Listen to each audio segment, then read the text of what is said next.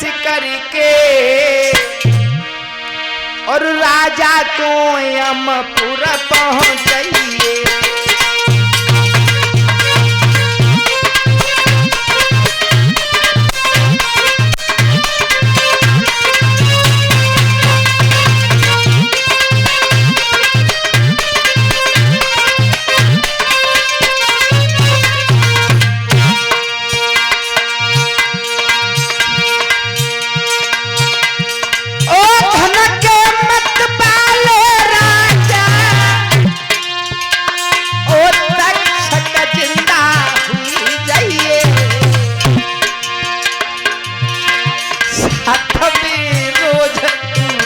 करके राजा को यमपुर पहुंचाइए।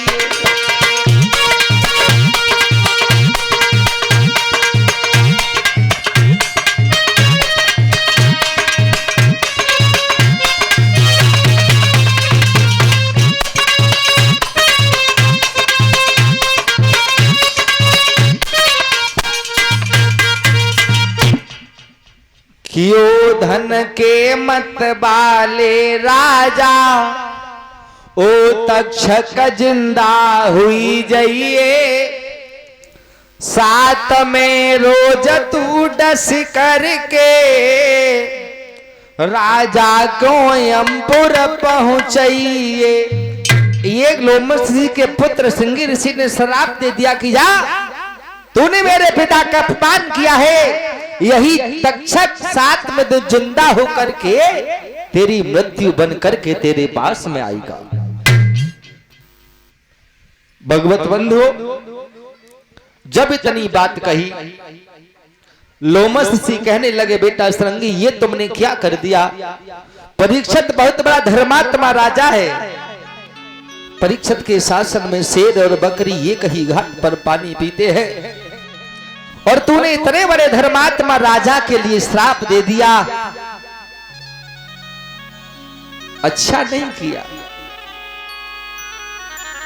परीक्षित भी अपने महलों में पहुंचे हैं। सिर से वो मुकुट उतार के नीचे रखा, एकदम होश आया मैंने ये क्या किया है। मैंने तो एक संत का अपमान किया।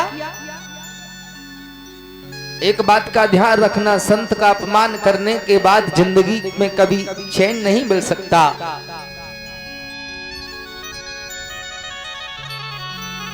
भगवत बंधु परीक्षित एकदम भाग करके लोमस ऋषि के पास में आए हैं। वहां उन्हें मालूम हो गया कि श्रृंगी ऋषि ने मुझे श्राप दे दिया। अब श्राप तो वापस नहीं हो सकता, लेकिन लोमस ऋषि ने समझाया बेटा परीक्षित अब आप घर परिवार त्याग करके गंगा मैया के किनारे चले जाओ। उस जगह श्री सुखदेव जी के द्वारा तुम्हें कथा श्रवण करने के लिए मिलेगी, तब आपका कल्याण होगा। परीक्षित अपने महलों में गए, राजस्वी वस्त्रों को उतार दिया, साधु का वेश बनाया और परीक्षित आज जंगल के लिए चल दिए। इनकी पत्नी थी नवलदे। नवलदे रो रही है क्योंकि जिसको मालूम हो जाए कि आज से 7 दिन बाद मेरी मृत्यु हो जाएगी, उसकी चिंताओं का तो ठिकाना नहीं रहेगा। लेकिन परीक्षित को यह मालूम हो गया कि आज से 7वें दिन मेरी मृत्यु हो जाएगी। नवलदे को भी यह बात मालूम हो गई जो परीक्षित जी की पत्नी थी।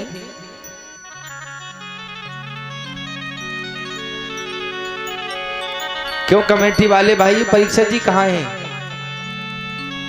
नहीं ये नहीं है। अच्छा तुम ही हो गए, तुम ही हो, कोई बात नहीं, बहुत अच्छा हुआ। क्योंकि देखिए परीक्षित के आधार पर ये कथा होती है और हर किसी की किस्मत नहीं होती है कि वो परीक्षित बने कथा में। परीक्षित बनने के लिए लोग लाखों रुपया खर्च करते हैं तब कहीं परीक्षित बनना उन्हें भाग्य प्राप्त होता है।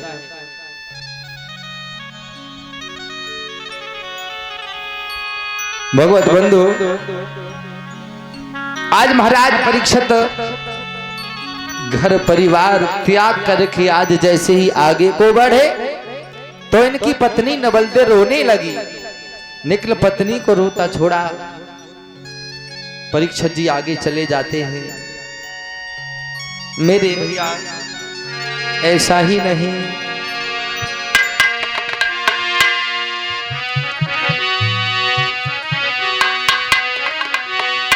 कि रोबती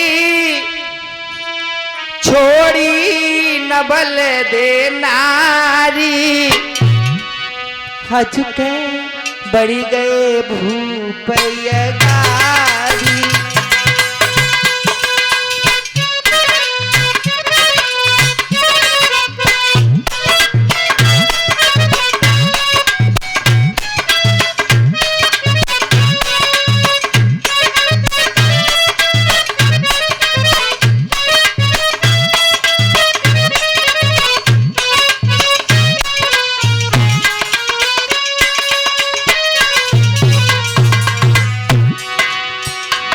रो रही है नवलदे, रोबत छोड़ी नबल दे नारी, हाय के बढ़ी गए भूपैया गारी।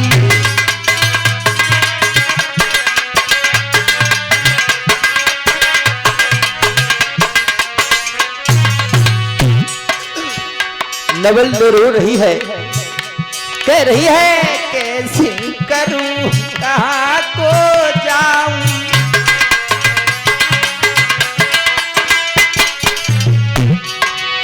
कैसे करूं कहां को जाऊं।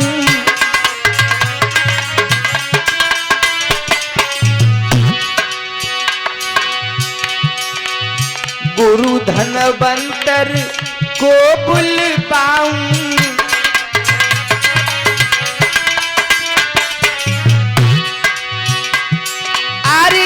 मन व्यथा में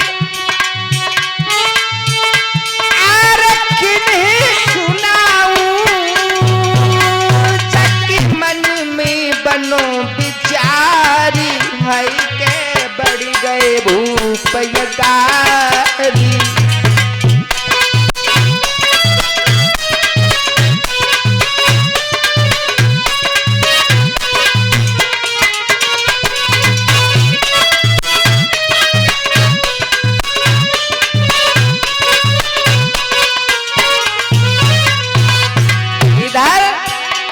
हर यमुना तीर गए बलदाई,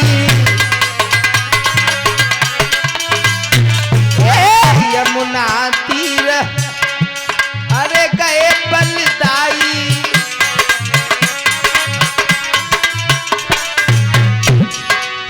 भाज की संत ढिंग में गए आई,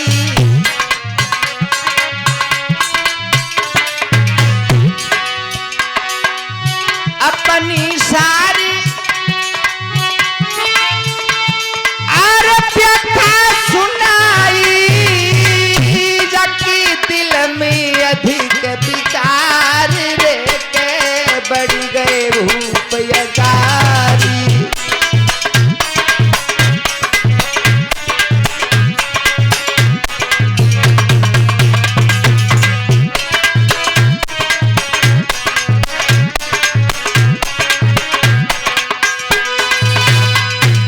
आज मेरे भगवत बंधु महाराज परीक्षित वहां से चले, गंगा मैया के पावन क्षेत्र में आकर के बैठ गए, जहां पर संत ऋषि मुनि महात्मा गण बैठे हुए।